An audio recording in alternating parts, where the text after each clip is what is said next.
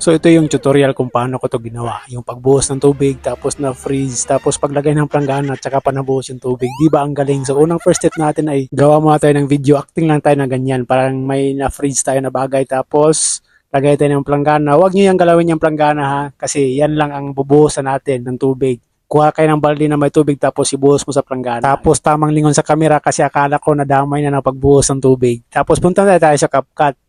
Add new project, piliin yung video na ginawa natin, tapos tap add sa ilalim.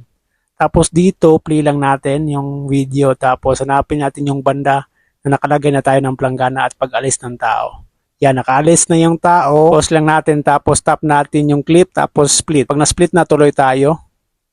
Hanapin natin yung lalabas na yung tao. Yan, pause, tapos balik natin sa hindi pa lumabas yung tao. Yan, tapos split ulit, tapos tap yung clip na nasa gitna, tapos delete.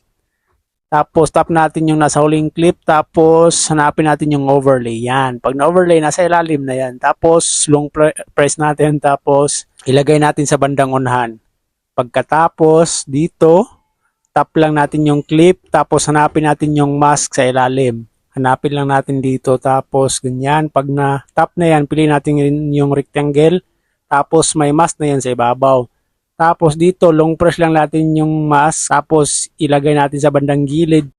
Yan, pag nalagay na yan sa bandang gilid, punta tayo sa baba, tap natin yung clip. Tapos focus kayo dyan sa bandang gilid ha, dahil dyan lalabas yung tao.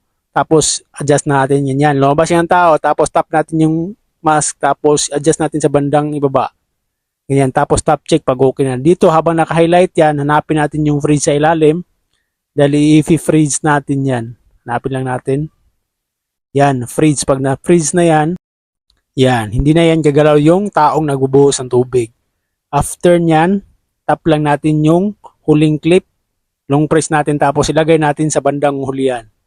Yan, tapos tap natin ulit yung na-freeze na clip, i-adjust natin sa bandang unahan. Drag nyo lang, tapos isagad nyo. Yan, tapos play natin. Yan, na-freeze, tapos paglagay ng planggana, abuhos ng tubig, ganyan. Pero kung napansin nyo, nasagi yung ulo ko ng mask. Parang naputol. Tingnan nyo, ang pangit tignan oh. Ang gagawin natin para hindi yan masagi ng mask, tap lang natin yung na-freeze natin na clip, tapos hanapin natin yung mask sa ilalim. Yan. Pag natap na yan, adjust natin yung mask, ilagay natin sa bandang hindi masasagi yung ulo natin para maganda tignan. Tapos tap check sa ilalim. Dito, play lang natin kung okay na ba. Yan. Na-freeze, tapos lagay ng planggana. Alis. Yan, hindi nasagi yung ulo natin. Tap natin yung CapCut, delete, tapos export. Ito na yung resulta.